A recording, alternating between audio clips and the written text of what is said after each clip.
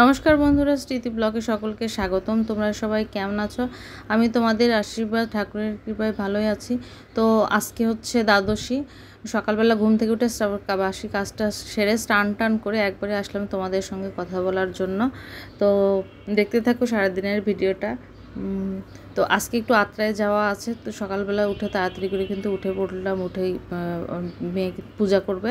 পূজার আমি স্নান করে সব জোগাড় করে দিলাম।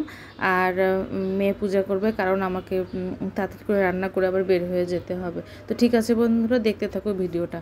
তো উঠে আসলাম, দেখো রান্না করলাম হচ্ছে আলু দিয়ে কালকে সিদ্ধ করে রেখেছিলাম, আর হচ্ছে সবজিও কেটে রেখেছিলাম, সেই সবজি করলাম। আর হচ্ছে আলু দিয়ে পটল দিয়ে রান্না করছি তরকারি। আর হচ্ছে মিষ্টি কুমড়া সেদ্ধ দিয়েছিলাম। সেদ্ধ মাখা গেল সময় নাই আমার, তাড়াতাড়ি করে খাওয়া দাওয়া করে চলে যাবো। এই যে ব্যাগটাও গুছিয়ে রেখেছি, আর মেয়ে পরে খেয়ে নেবে। সব পালন করা হয়ে গিয়েছে আমাদের। তো করে কমপ্লিট করে খাওয়া দাওয়া করে যে দেখো বের হয়ে যাচ্ছে আর কি আত্রায়ের উদ্দেশ্য। মেয়ে বাসায় একা থাকতেছে, বাসায় থাকতেছে। তোমাদের দাদা তো সাহার অফিস থেকে বস আসছে, তো সেই কারণে ব্যস্ত। চলে আসলাম কিন্তু আত্রাইতে।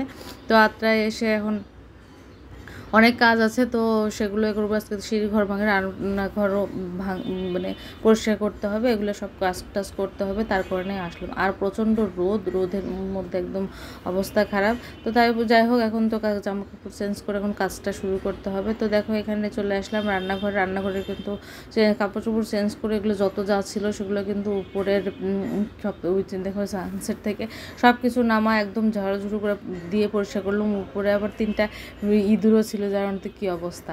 তো আর এই পাশে দেখো এগুলো সব উপর থেকে নামছে। একটা বাড়ির যত যা থাকে, পুরাতন বাড়ি হলে কোন কথা, মানে কুলাচালন থেকে শুরু করে যাবতীয় অনেক কিছু থাকে। তো সব কিছু ভাঙাচোরা হলো, কিন্তু এদিকে আমার আবার চলে আসার সময় শুরু হয়ে গেল। মেয়ের আবার প্রাইভেট আছে, 3:30টার দিকে দেখো বের হয়ে গেলাম। সিঁড়ি ঘর থেকেও সব কিছু করতেছে। চলে আসলাম কিন্তু এবার সিএনজিতে বসে রয়েছে। বাইরেটা দেখো এত রোদ এখন বাজে কিন্তু 4টা, তারপরও রোদের মানে প্রচুর রোদ, একটু রোদ কমে নাই।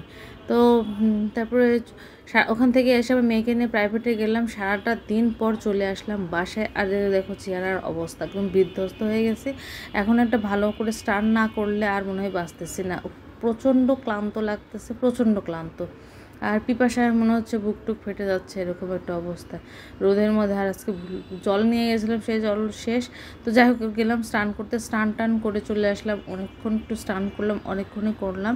মেয়েও আসে স্নান করলো, করে ও সন্ধ্যাবাতি দিবে, মানে রাত্রে পূজা করবে। আর আমি আস্তে আস্তে তো দেরি হয়ে গেল, আর এই কারণে পূজা করতেও দেরি হয়ে গেলো। আর ঠোঁটের জন্য কী হয়েছে, এখানে খুব ব্যথা ব্যথা করতেছে, কিছু হয় না, মনে হয় কামড় লাগছে।